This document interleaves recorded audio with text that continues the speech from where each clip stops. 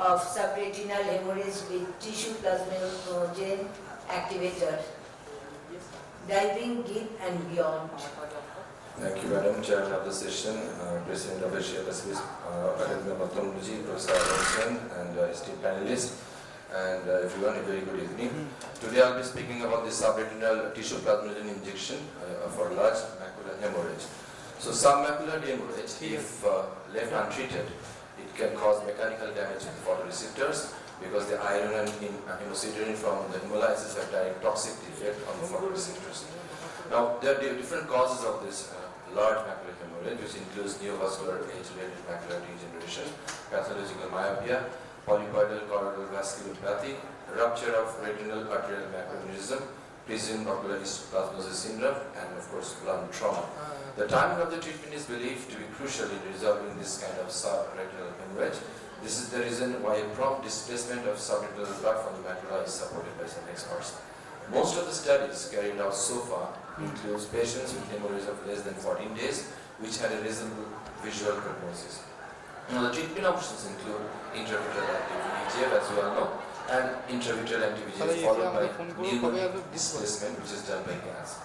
The recent approach includes this intravitreal tissue plasminogen activator with pneumonic displacement, subretinal use of this tissue plasminogen with pneumonic displacement, and subretinal injection of this kind of thing with pneumatic displacement with intravitreal anti-VEGF. So this combination has been approached in the recent approaches. So what is this TPA? It's a protease enzyme that converts plasminogen to plasmin.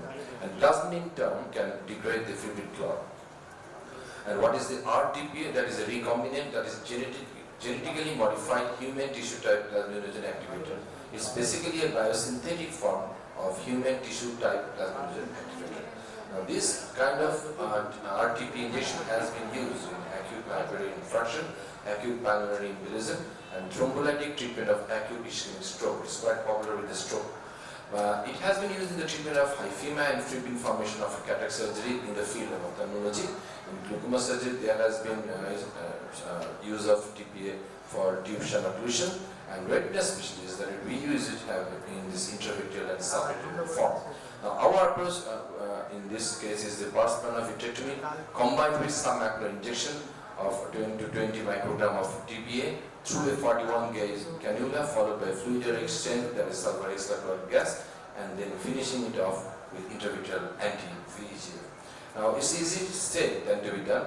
Diving into the submacular space is always very challenging, but quitting is not an option, especially when the submacular hemorrhage is very large.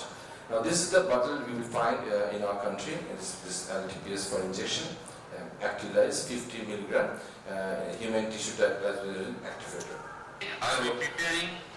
This is the process how it is made. TPA containing. So I'll just see this process just to show you that it has been made with all aseptic precautions. Bottle, and this is the needle 50 milligram and this is TPA. the thing. And the preparation at a glance is 50 microgram of 0.2 ml. That is, we dilute it in 50 ml. Then we take 1 milligram in 1 ml. That eventually ends up with 0.4 milligram in 100 ml, that is 0.1 ml in 25 microgram or 0.2 ml in 50 microgram. This is the dose, 0.1 ml or 0.2 ml that we give after the first man of it. Our case was a 87-year-old patient, massive submacular hemorrhage due to this age-related macular degeneration with variety. Right eye had a dry variety of ARMD, and the vision was 6-12 in the better eye, but the worst eye was counter finger 1/5. This is the picture with the large submacular hemorrhage, and the option of intravitreal anti-VEGF is actually not very useful in this kind of cases. So in this case, what we do, this is a surgical approach. Before using this tissue plasminogen activator, you do have to go inside. Eventually go past the vitrectomy as usual, and you have to induce the DVT. You can see here I'm staining the vitreous with triamcinolone and I'm trying to induce the DVT. This is very crucial in this case because without inducing the DVT you cannot do subretinal in such scenarios. So you can see here that the macular is quite large, and after doing the vitrectomy, this is the 41 gauge needle that I'm putting inside. It's available. Knocking out one thing, you have to work. So this I'm putting it inside and I'm directly mixing that RTP injection, 0.1 to 0.2 milligram of glue inside. You can put it manually or you can put it through a machine, you can put it in a machine. So I'm going directly intraretinal. So no intraretinal, direct inside and then subretinal.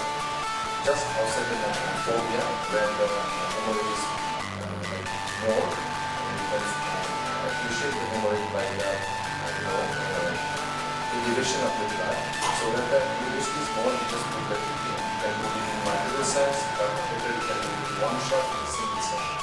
And just like you can see the blood is coming out to the side, and again trying to put more TP inside. And you can feel that you put enough by hydro, solar, just like when you do a hydro dissection in factor surgery, you can feel the hydro dissection, the fluid in the capsule. Like that you can actually feel, you can see here, that when I'm putting the TP inside, in solar, there is no solar. So you know that you have put enough TP for the purpose. So you can see here, this just like hydro dissection is swelling up. You can see here, the whole macula area is swelled up. And eventually the procedure is complete. Now we do a finger action. You cannot give here laser, as you may say macular when the blood is there.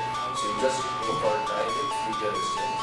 And after the direct finger exchange, we give some hexafluoride or C3 fingers. The one thing we added up after this procedure is give some anti-VEGF injection because the main pathology is red varicose skin, so we have to proceed with the anti-VEGF after the whole procedure.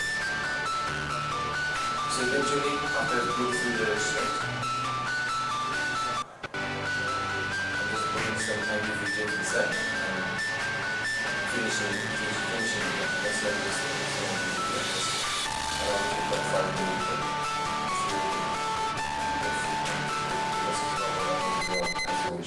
So this is the 7th post-operative day, count finger 10 feet. This is after 1 month, you can see the blood has eventually gone, and after 3 months, this is the picture. So you can feel that the huge subretinal blood after tissue plasma is activated. It takes some time, but after 1 month and after 3 months, you have this kind of picture. This is the OCT after 3 months. There are some pitfalls, of course. There are risks of retinal detachment and risks of recurrent hemorrhage. So in conclusion, the introduction of RTPA in retinal surgery offered VR surgeons a new tool for managing such kind of large submacular hemorrhage. Proper counseling of its challenges should be discussed with the patient. Better to not do for one-eye patient. Timely use of this is crucial because the visual outcome of the patient is rewarding and is very rewarding for the surgeon at the end as well. Thank you.